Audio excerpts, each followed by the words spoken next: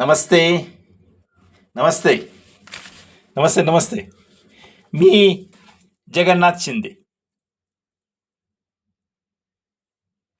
Book of records आणि राष्ट्रपती पुरस्कार प्राप्त शिक्षक. मित्र, आपण कथाकथनाचा कार्यक्रम ऐकतो आहोत. मित्र, आज मी तुम्हाला कथा सांगणार आहे तुळशी. तुळशी. कार दुष्काळ पडला होता. वड नाल्याला दगड धोंड राहिलं होतं. कुठं बी वल्ला बनवता. शेत शिवार ढेकळ पांघरून उस्सास देत होत. झाडावर मीठ पाखरून होत का झाडाला पान नव्हतं. जिकडं बघावं तिकडं नुसतं ओसाड रान. आण्याबाची 12 खंडी बकरी. तो आईला म्हटलं, आई, एवढं जित्रा सांभाळायचं तरी कसं?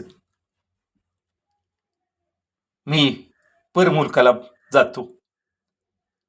अरे पोरा, तुझा बाप गेला, सारा संसाराचा इस्कूट झालाय बघ. एवढ्या पोराच्या हाती एवढी बकरी कशी दे बरे?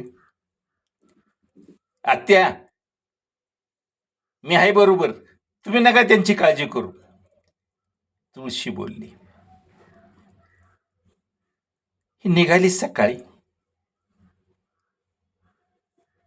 आईनं टाहो फोडला. लेकरांनो, सांभाळून जा.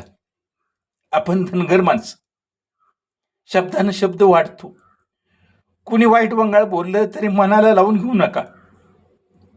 बोलण्यानं कधीही बोकं पडत नाहीत. नीट जा, बकरी नीट सांभाळा. हे निघाले. घोड्याच्या पाठीवर सारा संसार बांधला. 2 कोंबड्याही त्यावरती घेतल्या. आण्याबाच्या माग बकरी निघालीत. निघाली चालत राहिलीत. खंडाळा आला. डांबरी लागली. डांबरीच्याकडनं बकरी चालली होती.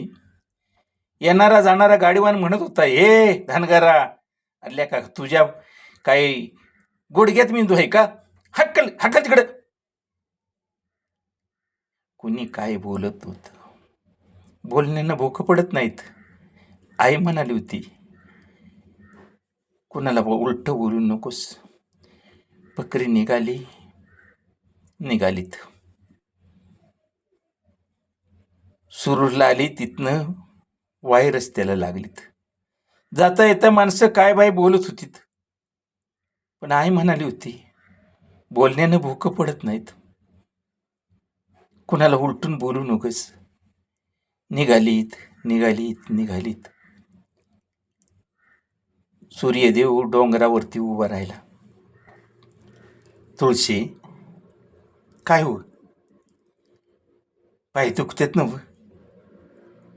तुकडं पडलं. मग आता इथं मुक्काम करायचा का? होय, मला तर चालवा बाई.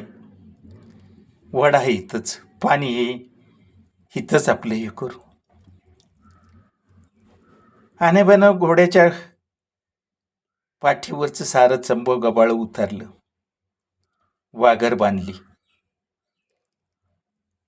तोपर्यंत तुळशी पाणी आणायला गेली. येता नांगडे घेऊन आली. आण्याबानं 3 दगडाची चूल केली. वर आभाळ, खाली 3 दगडाची चूल. काटकं 3 दगडाच्या चुलीच्या तोंडात घातली. काजाळाचा चोथा चुलीत घातला. काडी पेटवली. आणि तेवढ्यात 5-6 माणसं तिथं हजर झालीत. ए, कोण रे तू? आण्याबा, भिक्या धनगराचा पोरगा. अरे का हे देश कुठलं? राणा शिवारात मध्ये अजूनही उभं पीक आहे. तू लेका इकडे गुळशीने आलायस बकरी? अहो, आमच्या का भागात दुष्काळ पडलाय, पाणी नाही. म्हणा आलो या, कोकणात जाणार आहे. सकाळपावतरच इथं थांबणार आहे. अरे तरी बी लेका इथलं पाणी वापरणार तू, इथलं गवात काडी खाणार गुरु तुझी शेळ्या, बकरी, घोडं बी आहे इथं. एक बकर दे. हा बकर, अरे ते म्हणतोय ना, नाही तर सगळीच कोंडीन. अहो पर दादा जा, तुळशी पुढं आली, हात जोडलं, दादा आम्ही सकाळी उजलायच्या आत निघू. नाही नाही, एक बकरं दिलं पाहिजे. ए पोरानो, धरा धरा ते बकरं मोठं मोठं वाटतं बघ ते ते ते ते हा ग ते काळं धर धर धर धर धर. अहो दादा दादा पाया पडतो तुमच्या, बकरं नका घेऊ, बकरं दुष्काळ पडलाय म्हणून आलोय आम्ही इकडं. तुळशी रडत होती, डोळ्याला पाणी येत होतं, हुंदकं देत होती. आणि त्या 5-6 माणसांनी ते बकरं उचललं आणि घेऊन गेलं. बकऱ्यानं टाहो ओढला होता, ओरडत होतं, ब्या ब्या करत होतं.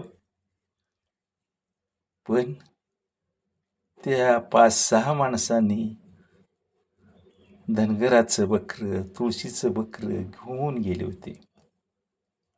तुळशी रडत होती, आण्याबा समजत होता, काय करायचं. आपण फिरस्ती माणसं ना, शेत शिवार म्हणून या बकऱ्या मागे यायचं. पुस डोळं पुस.